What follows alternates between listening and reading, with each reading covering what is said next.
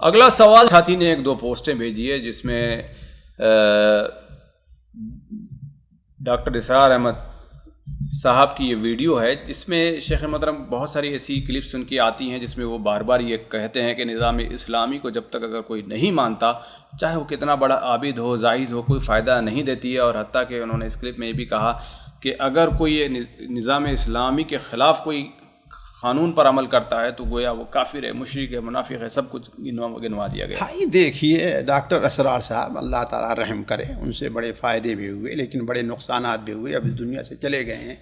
اللہ تعالیٰ سے میں تو یہی کہوں گا اللہ تعالیٰ ان کی غلطیوں لغزشوں سے درگزر فرمائے، ورنہ ان کے بارے میں کیا کہہ سکتا ہوں۔ مولانا عبدالغفار حسن رحمانی رحمہ اللہ نے ایک بار کہا تھا کہ اس جاہل کو ساحری خوب آتی ہے۔ بڑا مشکل مرحلہ ہے ان لوگوں کا جو صرف اردو پڑھ کر کے قرآن اور حدیث کو سیکھتے ہیں، اگرچہ بعد میں عربی سمجھنے کے لیے انہوں نے کچھ کوشش کی، لیکن کیا ہے وہ اصل اہل علم سے بالکل کٹ کر کے رہتے ہیں، اس لیے ان لوگوں سے اس چیز کی بڑی بھیانک غلطیاں ہوا کرتی ہیں۔ اب میں ابھی ان کے دوسرے عقائد پر نہیں جاتا جو ان کا وحدت الوجود کا اور دوسری جو چیز رہی واللہ عالم، لیکن انہی دو کلپ پہ ایک کلپ ہم نے سنا تو مثال کہتے ہیں ویل للعرب، یعنی عرب کا معاملہ بالکل ان سے فارغ ہے، ان سے کسی خیر کی امید نہیں ہے۔ نعوذ باللہ من ذالک۔ اولا وہ حدیث جو صحیح بخاری وغیرہ میں ہے حضرت زینب بنت جحش کی کہ ویل للعرب من شر قد اقترب، اس کا معنی کیا ہے؟ آپ اس کی مثال ہے کہ آپ نے صرف اتنا لے کہ لا تقربوا الصلاۃ، نماز کے قریب نہ جاؤ، فویل للمصلین، اس کے آگے نہ پڑھو الذین هم عن صلاتهم ساہون، نہ جاؤ۔ اصل پوری حدیث پڑھیے تو آپ کو اندازہ لگے گا کہ اللہ کے رسول صلی اللہ علیہ وسلم بیان فرمایا ویل للعرب من شر قد اقترب فتح اليوم من ردم یاجوج وماجوج مثل هذه۔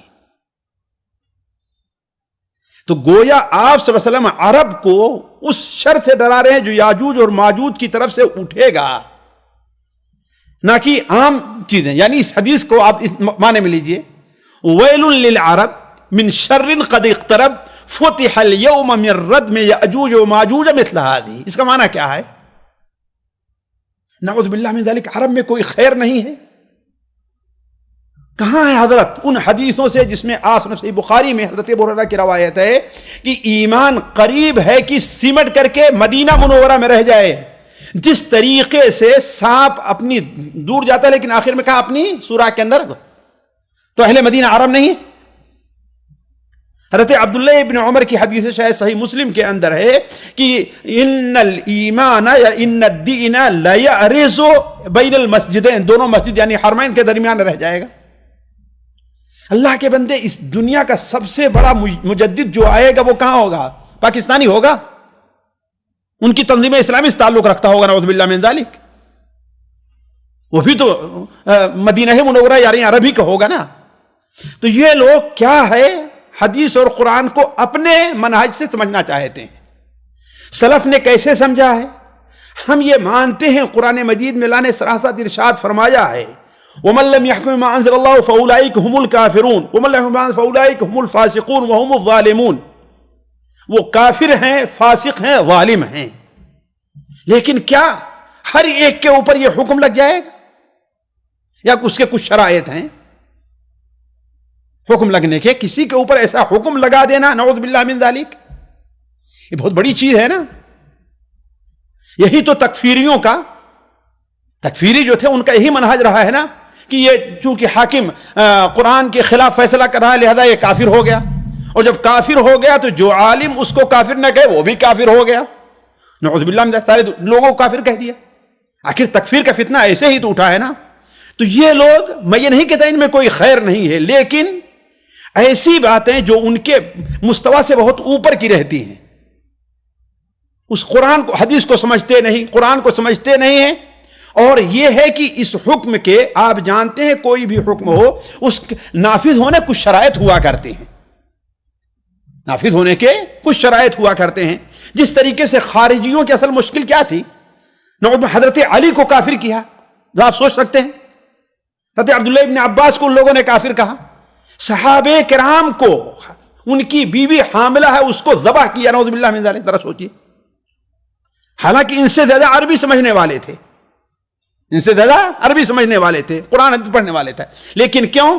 ان لوگوں نے اپنی سمجھ کو صحابہ کرام کے سمجھ کے تابع نہیں کیا ہے۔ اپنی ایک چیز سمجھ لیے، ہاں بھائی ٹھیک ہے، ورنہ حضرت علی رضی اللہ تعالیٰ نے کہا کیوں؟ اس لیے کہ ان الحکم الا حکم، اللہ کا ہونا چاہیے، اور انہوں نے ابو موسیٰ عاشری عمرو بن العاص کو حکم بنا لیا کہ ہاں بھائی جاؤ فیصلہ کرو، نعوذ باللہ من ذالک۔ تو یہ لوگ جذباتی ہوتے ہیں، اللہ ایک کھلا ذہن دیتا ہے۔ آج ہم دیکھیں ہمارا ہندوستان، پاکستان، ساری دنیا کے لوگ، بہت سے ہماری امت ایسے لوگوں سے مصیبت اور فتنے کے اندر مبتلا ہے، ایسی ان لوگوں سے ظاہر میں بھی آپ بھی ہیں، لیکن ایسا ہوتا ہے کہ اللہ تعالیٰ کی ایک آزمائش ہوتی ہے، ان کی مدت محدود رہا کرتی ہے۔ آزمائش کے لیے اللہ تعالیٰ ایسے لوگوں کو اٹھاتا ہے، لیکن تھوڑے ہی دن کے اندر یہ بلبلے کے طریقے سے بالکل ختم ہو جاتے ہیں۔ تو علی کل حال ان کی یہ جو باتیں ہیں نہایت ہی خطرناک اور غیر علمی ہیں، یعنی ٹھوس علمی بنیاد کے اوپر نہیں ہیں، صرف الفاظ کا، اسلوب کا ہیر پھیر ہے، جس کی وجہ سے وہی بات ہم نے آپ سے جو کہی، مجھے یاد آیا کہ مولانا عبد الغفار حسن رحمانی رحمہ اللہ ہے نا، ان کا قول جو مدینہ منورہ میں وہ حدیث کے پروفیسر تھے، وہ یہ کہا کرتے تھے کہ اس جاہل کو ساحری خوب آتی ہے۔ جی ایسا بولا جا سکتا ہے شیخ؟ میں بڑے عالم کی بات کر رہا ہوں، میں اپنی بات نہیں کر رہا ہوں، میں کچھ نہیں کہتا، ظاہر بات ہے ان کے مقابل میں ان کو جو علم تھا حدیث قرآن کا، بالکل ان کو جاہل ہیں۔ یہ تو وہ ڈاکٹر ہیں، میڈیسن اس میں ڈاکٹری کی ہے، پھر اس کے بعد اپنا مطالعہ جماعت اسلامی میں کچھ دن رہے، ہے کہ نہیں، پھر وہاں سے نکل کر کے اپنی ایک الگ سے شعبہ انہوں نے قائم کیا، ہے کہ نہیں۔ ان کی اگر حقیقت پڑھنا ہے تو بزم ارجمندہ کے اندر مولانا اسحاق بھٹی رحمہ اللہ نے بڑی بہترین بات ان کے بارے میں لکھی، اس کو تفصیل سے پڑھ لیں آپ۔ سامعین کرام، ہمارے علمی اور عوامی دروس اور سوال و جواب کی مجلسوں سے آپ خود بھی مستفید ہوں اور اپنے دوست و احباب کے ساتھ بھی شیئر کریں۔ عین ممکن ہے کہ آپ کے شیئر سے کسی کی اصلاح اور آپ کے لیے صدقہ جاریہ بن جائے۔ واٹس ایپ پر اسلامک میسج حاصل کرنے کے لیے نمبر نوٹ فرمائیں: یعقوب عزیز 00966 5089 59707۔ واٹس ایپ سوال جو آپ گروپ میں ایڈ ہونے کے لیے نمبر نوٹ فرمائیں: عبدالسلام عمری 00966 502627 622۔ نمبر بھیجتے ہوئے نام اور پتہ ضرور لکھیں۔ اسی طرح ہمارے یوٹیوب چینل اسلامی دعویٰ کو ضرور سبسکرائب کریں تاکہ ہماری ہر نئی اور اہم ویڈیو کی اطلاع آپ کو فوری حاصل ہو جائے۔ تمام دروس، مقالات اور سوال و جواب سیریز کے لیے ہماری مشہور ویب سائٹ www.islamidawah.com کا مشاہدہ کرتے رہیں۔ السلام علیکم ورحمۃ اللہ وبرکاتہ۔